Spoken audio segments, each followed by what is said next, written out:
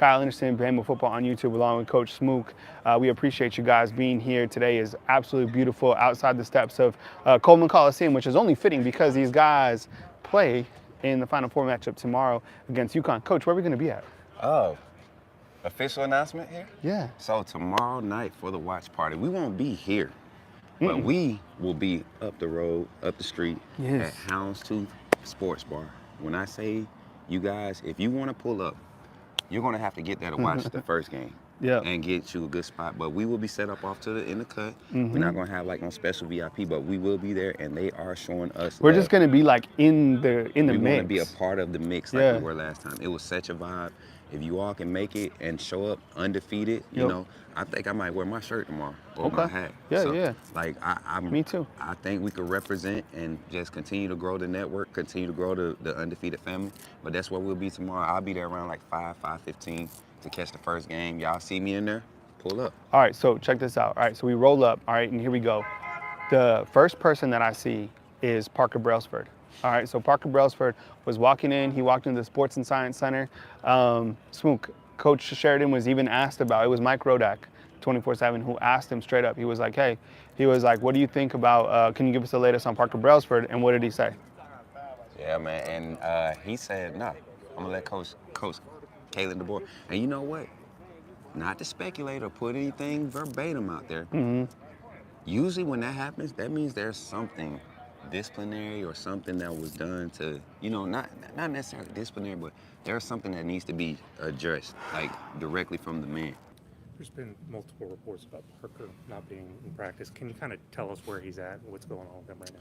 Yeah, I certainly appreciate the question. I'll let Coach kind of, handle just player availability and where things stand, and I'm pretty sure he's talking to you guys here the next day or so. So I'll let Coach handle that. Look, he was clearly working out at the practice. I mean, like he didn't have like any pads on. He was just working out, and he had, you could tell, he was sweaty, right? So he was putting in some work. Whatever it is, I think that this period probably giving him a little bit of time to just evaluate, which is perfectly fine, right? Like whether he was leaving or thought about it, whatever, man. Like, have you never thought about leaving your job one day when you had a bad week? I ain't never thought about leaving your girl. See, no, exactly. And you had like some time just to kind of chill. Well, maybe that's what he's doing, and which is perfectly fine. So Coach Kalen DeBoer will address that. If it maybe he will, maybe he won't. I have no idea, but we'll ask him tomorrow at the scrimmage. And for those of you that are going to be at the scrimmage, whether that's the Red Elephants Club, I'm sure you guys will see. So he was at practice today. We did see him here, and then right after him was Ryan Williams. Ryan Williams with Bob Welton. Bob Welton's the director of recruiting here at the University of Alabama. Ryan Williams coming in.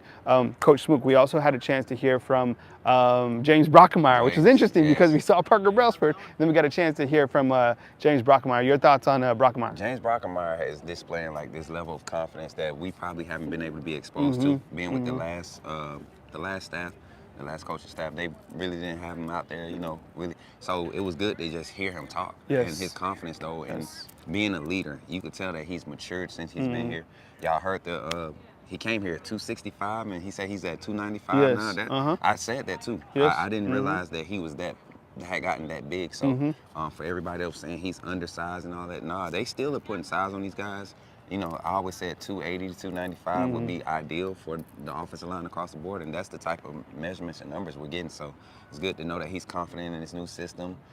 And just like everybody else, football is football to a certain extent, but he's very confident, especially with having Jaden Roberts and Tyler Booker to his left and his right. So I think that's a good thing for him. You know what I'll do is, how about I play that clip right now? So I'm gonna go back and edit this. So here's a clip of James Brockermeyer talking about Jaden Roberts and Tyler Booker being on the side of him. Offensive line, given you, just considering that you have Jaden Roberts and Tyler Booker, right next to you.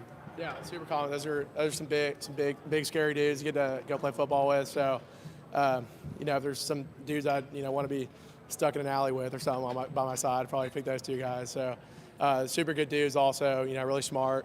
I think shout out to Jaden. I think Jaden's done a really good job of learning, becoming more coherent. Learning the calls better, and just he's constantly working, grinding. Books obviously.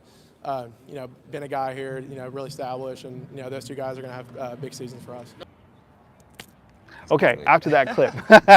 All right, so now moving to the wide receivers. We saw, as I mentioned, we saw Ryan Williams rolling in, right? But we also had an opportunity to hear from Emmanuel Henderson. Coach, your thoughts on Emmanuel Henderson? E-man, fast. That's what everybody was saying. I mean, Coach Sheridan said it. He prides himself on being fast, but the fact that he's healthy, he said that was one thing. I asked him a question about being healthy and coming in. You could tell that he feels good about what's happening for him, very appreciative, and just dedicated to the cause. Like being here at Bama is something that he wants to do. That's never been in question. But his route running, he's talked about how he worked on his route running in the offseason. Getting to all the little specific, the small things that's going to help him be able to contribute to the team. And, you know, playing next to guys like Kendrick Law and Kobe Prentice, you got no choice but to get better in route running. Nick Sheridan also talked about the running back room. I asked him, what has he seen? I asked him a couple questions that he seemed to really like my questions. Maybe I could get an interview with him. I think he rock with us, man. Right? I know. So asked him about the running backs. Justice Haynes, Jan Miller, Richard Young. If you could just talk real quick about the running backs, Justice Haynes, Jan Miller, even Richard Young, what you've seen from them so far. Good. Yeah, good. Yeah. Yeah, really good. You know, I think it's a very competitive room, but I also think there's some unselfishness there and recognition that in this league, as physical as it is, that you need, you know, more than one person to be able to carry the ball competitively and tough. And I think everybody knows, even, you know, here, that historically there's been multiple guys that have contributed and helped. And we're anticipating the same because, you know, there's guys that deserve to touch the ball. And have shown that, you know, throughout the course of spring. I'm clipping those so I can piece together a video later. All right, so he had a lot of great things to say, but this was the interesting thing. At the end, they said, one last question. So I was like, what about the basketball team? That was funny. And That was cool. he actually, so Nick Sheridan, who's the OC here, watched Coach Nate Oates coach when he was coaching high school basketball at Romulus, right? Yeah, said he was a third baseman in baseball. Yes. And didn't know why That he was was in crazy. the basketball game, but it was crazy to see Coach Nate Oates coaching the high school team that they were playing against. And he said they just had a lot of talent. It was a big game, and he enjoyed it, you know. So he hasn't got a chance to meet Nate Oates. That's weird too. Like, you know, everybody's meeting each other. So he said he hasn't got a chance to personally meet him. But he's excited about the basketball team. But he did say that Grant Nelson came over to speak with one of their leadership groups. Speaking of Tempo, Alabama's basketball team plays tomorrow night. Your thoughts on the basketball team and thoughts about Nate Oates and his overall mentality? Yeah, it's actually crazy because Coach Oates was at Romulus High School, which is like 20 minutes from where I went to high school. I actually, he wouldn't know this, I haven't had a chance to say hi to him or meet him yet, but I went and watched him coach at Romulus High School. Yeah, they played Ypsi High. There was a good left-handed, Romulus was loaded. Coach probably knows that. They had a great team. It was kind of like a big deal. They were playing Ypsi High. Ypsi had a left-handed point guard that was a really good player, so it was like a big deal for even local high school kids to go watch. I was a third baseman, so I don't know why I went to the basketball game, but I took a look at it. But I think it's been impressive. You know, I think we're behind them. I mean, it's been fun to watch. You know, we used Grant Nelson, you know, we used him in our unit meeting the other day and talking about how, you know, we talk about a 1-0 mentality, you know, and for him to come through like he did against UNC, I think was amazing. I think we all would agree with that, you know. So we're pulling hard for him, and, you know, it's been fun to watch. And what a great job Coach has done and the staff, and most importantly, the players. I mean, Sears was lights out, boys. I mean, it was unbelievable, right? I mean, it's crazy, right? So we're right behind them and wish them the best of luck. Which I thought was pretty cool. I mean, it's amazing to think that Alabama basketball competing for a Final Four, competing for a national championship game, just one game away. We will be at Houndstooth on Saturday night. If you want to roll through, look for us, then roll through. He's Coach Smook. My name's Kyle Henderson, both of Bama Football on YouTube. Run the thumbs up on these videos. We appreciate you guys more than you know.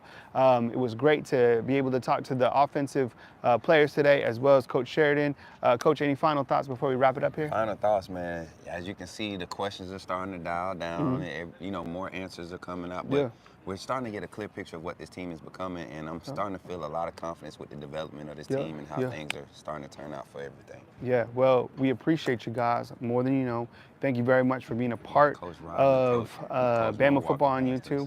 We got the coaches coming through. If you are a high school coach, you definitely need to support the Coaches Clinic because these coaches have a lot of positive things to say. Coaches Clinic taking place right now, right here at the University of Alabama. One more time from beautiful Tuscaloosa, Alabama. Kyle Henderson, Coach Smook. We'll be back soon right here with another video or as news happens. And appreciate you guys being with us right here on Bama Football on YouTube. Roll Tide, y'all.